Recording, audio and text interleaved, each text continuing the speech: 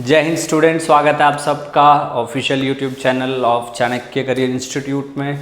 और आज जो है हम एक स्पेसिफिक चैप्टर के क्वेश्चन डिस्कस करेंगे जो कि पूछे गए थे एनडीए 2025 पेपर 1 के अंदर, जो कि अभी 30 अप्रैल को हुआ था।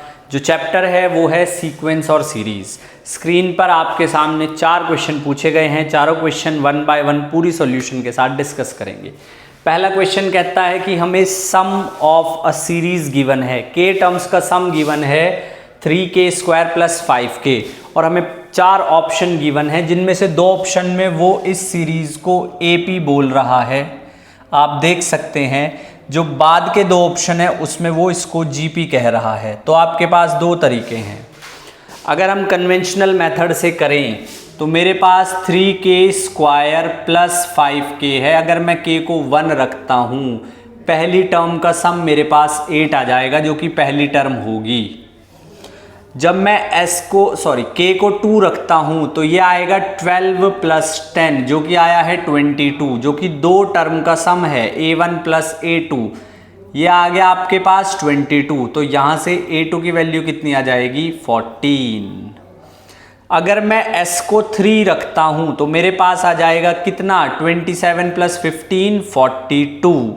ये 3 टर्म का सम है A1 + A2 + A3।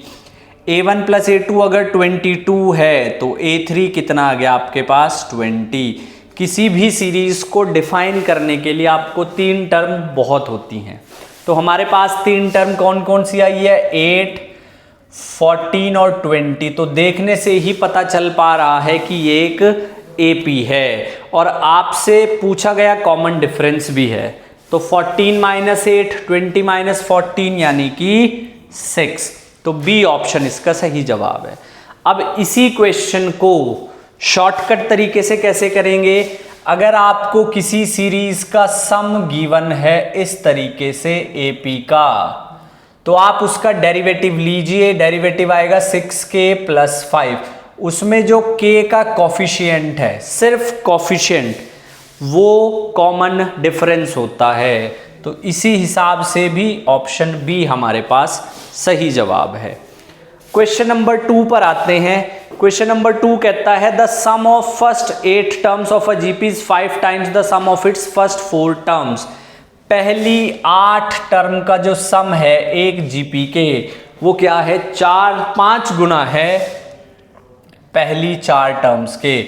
अब सम निकालने के 2 फॉर्मूले होते हैं। एक जिसमें कॉमन रेशियो <1 है उसके लिए अलग होगा, <1 के लिए अलग होगा। तो पता कैसे चले? तो अगर आप ध्यान से नोटिस करेंगे, जो सम है 8 टर्म का वो 5 गुना है किससे, सम ऑफ 4 टर्म्स। इसका मतलब जो GP है वो बढ़ती जा रही है। तो हम जो है फॉर्मूला कौन सा यूज करेंगे सम के लिए? हम फॉर्मूला यूज करेंगे ARn-1 / R-1।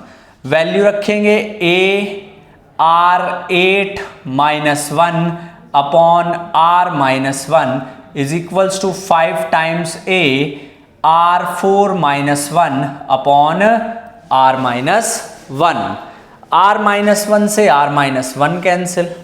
अब आप क्या करें, यहां पर r की पावर 4 को थोड़ी देर के लिए y मान लीजिए। a से a कैंसिल।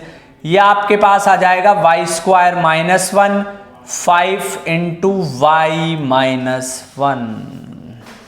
ठीक है, तो यहां पर ये आ जाएगा कितना y²। उसके बाद -1 इज इक्वल्स टू 5 y-5, और ये आ जाएगा y² - 5y + 4 = 0।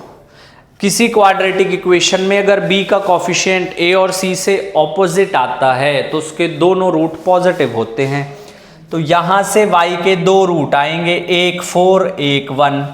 अब y यानी कि r⁴। तो r की पावर 4 अगर 4 है तो r² हो जाएगा +-2। -2 मैं नहीं ले सकता तो मैं +2 कंसीडर करूंगा। तो r² आया है 2, r आएगा ±√2। 2 वैल्यू r की ये आई है।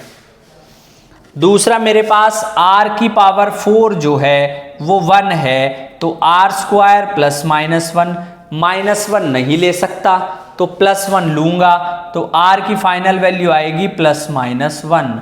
अब 2 2 4, मैक्सिमम स्टूडेंट्स ने इसका 4 किया होगा, लेकिन आप एक लाइन एक स्टेटमेंट को ध्यान से देखें, r is not equals to 1, r जो है 1 के बराबर नहीं है, तो हम r इक्वल्स टू +1 नहीं ले सकते, ±√2 और -1, हमारे पास 3 वैल्यू आएंगी, 3 वैल्यू आएंगे हमारे पास। तो फर्स्ट का b है, सेकंड का c है। चलिए नेक्स्ट बात करते हैं अब क्वेश्चन नंबर 5। ये भी सीरीज से पूछा गया है, कहता है 5th 7th और 13th टर्म ऑफ एपी की जो 5th टर्म होगी वो होगी a+4d, 7th टर्म जो होगी a+6d और 13th टर्म जो होगी a+12d। ये जीपी में है। जीपी में क्या कंडीशन होती है? जीपी की कंडीशन होती है b² इक्वल्स टू ac, यानी कि a+6d का स्क्वायर a+4d इंटू a+2d। थोड़ा सा सिंप्लीफाई करेंगे तो a² plus 36d² plus 12ad, उधर मल्टीप्लाई करेंगे तो कितना आ जाएगा? a² plus 2ad plus 4ad plus 8d²। तो a² से सॉरी इट्स 12d, ये थोड़ी सी गड़बड़ हो गई है भाई, ये आपके पास आएगा 12d, इट्स नॉट 2d, ये 12d आया है, तो थोड़ा सा हम इसको ठीक कर लेंगे। a² प्लस यहाँ पे आएगा 12ad और 4ad और यहाँ पे आएगा, चलो देखो ये आ गया आपके पास plus 12ad plus 4ad plus 48d²। तो a² से a² 12ad 12, इसको मैं इधर ले आऊंगा, 36d² minus 48d² is equals to 4ad, और यहां पर ये आ गया -12d² is equals to 4ad। एक d से एक d कैंसिल, आपसे रेशियो पूछिए first term to common difference, तो d को उधर आ जाएगा -12/4 इज इक्वल्स टू a/d। तो a/d की जो रेशियो आएगी वो आएगी -3। तो ये आपके पास a बनेगा 5th का। आई होप आपको क्वेश्चन समझ आ रहे होंगे। Let's move to the last one. अगर P1 और Q AP में है, भाई देखते ही समझ जाया करो, twice of 1 is equals to P plus Q, और कह रहा है P2Q आर इन GP, यानी कि 2 का square is equal to PQ। ये तो बताना है कि क्या P4Q HP में है, तो इसको इससे डिवाइड कर दो, 2/4 P/PQ plus sorry P/PQ not P plus Q, PQ plus Q/P into Q। तो ये आया है 1/2 is equals to 1/Q, P से P cancel, 1/Q plus 1/P। अगर 3 नंबर HP में हैं तो उनकी कंडीशन होती है 2/B 1/A प्लस 1/C, ये कंडीशन होती है। अब वहां पे 2 नहीं है तो मैं क्या करूंगा, 2 से कर दूंगा मल्टीप्लाई, 2 से कर दूंगा डिवाइड, ये आ गया 2/4 1/P प्लस 1/Q।